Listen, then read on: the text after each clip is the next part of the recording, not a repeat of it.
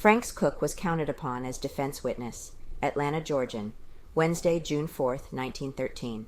While police activities have been turned to this line of investigation, the Negro sweeper Jim Conley has been given a rest. Chief of Detectives Lanford stated that the Negro would be quizzed no more. Cook counted on by defense. "If he has not told the whole truth," said the chief, "he will send for me within the next few days, I believe."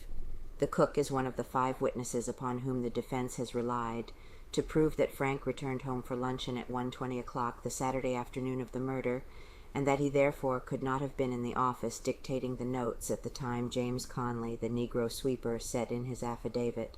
Mr. and Mrs. Emil Selig and Mrs. Frank will be 3 of the other witnesses called by the defense to prove the time Frank arrived home from the factory on the fatal day. An acquaintance will tell of seeing Frank on the streetcar that day, and another will relate riding back to town with Frank. The detectives attached the greatest importance to her affidavit. In the hope of breaking her down, Ernest H. Pickett of 295 Rawson Street and Roy L. Craven, 11 Campbell Street, both employees at the Beck and Gregg hardware store, were sent into the room with her to fire questions at her. Albert McKnight, husband of Manola, also works for the Beck and Gregg concern, and is said to have told Pickett and Craven that his wife had confided to him that Frank did not arrive home at the time he testified before the coroner's jury. The 2 men informed the officers of McKnight's statement, and as a result the woman was arrested.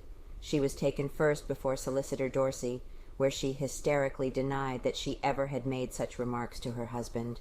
She declared that she had a fuss with her husband and that he was taking this means to get her into trouble. Alibi big obstacle. Unless the state is able to break down the alibis furnished by Frank in the manner attempted on the McKnight woman, the factory superintendent's movements will be accounted for practically every moment on the day of the tragedy.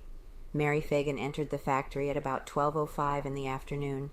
It is to be presumed that it was about 12:10 by the time he had received her pay envelope and had made the inquiries about the metal.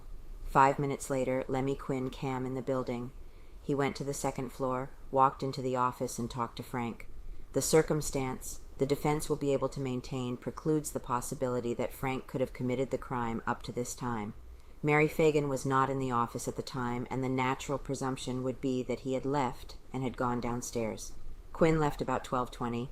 Half an hour later, Frank was on the 4th floor talking to Harry Denham and Arthur White. This half hour is the only time of length that is unaccounted for in the movements of Frank during the time it is the theory that Mary Fagan was killed. And if Frank committed the deed at this time, it would have been necessary for him to have her in hiding meantime. After letting Mrs. White out of the building at a few minutes of 1 o'clock, Frank's testimony is that he left the building himself at 1 o'clock, locking the door behind him. At 1:20 he was at home, according to the testimony of witnesses, Mystery and Staple. The theory of the defense, as outlined previously, is that Conley, lying in wait on the 1st floor, saw Mary Fagan coming down the stairs alone and attacked her. He is believed by those interested in the defense of Frank to have dropped the body of the stunned girl down the elevator shaft to the basement, where he completed his crime. By the time he had disposed of the body and came back upstairs, Frank had gone and locked the door. The contention will be, the Negro was locked in the building with his crime if this theory is correct. His natural course would have been to run down into the basement again, pull the staple from the rear door, and make his escape. No plausible explanation has been offered for the removal of the staple from the basement door in any of the affidavits of the Negro. By his own story, he and Frank returned to the 2nd floor, wrote the notes, and departed, Frank going out, so far as he knew, by the front door. There was no reason for him to go out any other way if the Negro's story is true.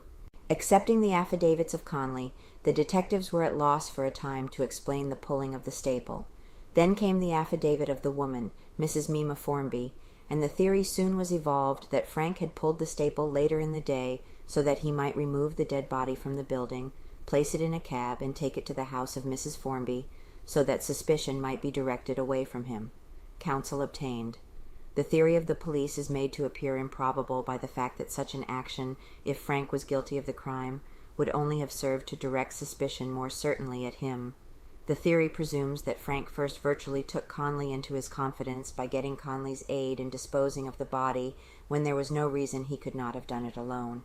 Then it presumes that Frank proposed to run the risk of discovery by Newt Lee, who would have been aware at least of the damaging circumstances that Frank was in the factory after 6:30 o'clock in the evening at the time Frank swore he was home, On top of all this, Frank would have had to take a cab driver into his confidence, then Mrs. Formby and any others who happened to be at her house where they could observe the bringing of the dead body. Both Conley and Manola McKnight, the servant girl, have obtained counsel. William M. Smith is acting in behalf of Conley, and George Gordon has been selected to represent the negress. It became known Wednesday that Leo M. Frank would be placed on trial during the week beginning June 30th. For several days, Solicitor Dorsey has been busy preparing the state's case against the pencil factory superintendent, and it is understood now that he will be ready for trial at that time. The case was expected to go to trial during the week of June 23rd. However, developments have sprung up so rapidly of late that the postponement was made. If the defense is ready when the case is called, there is little doubt but that Frank will go into court before the end of the current month.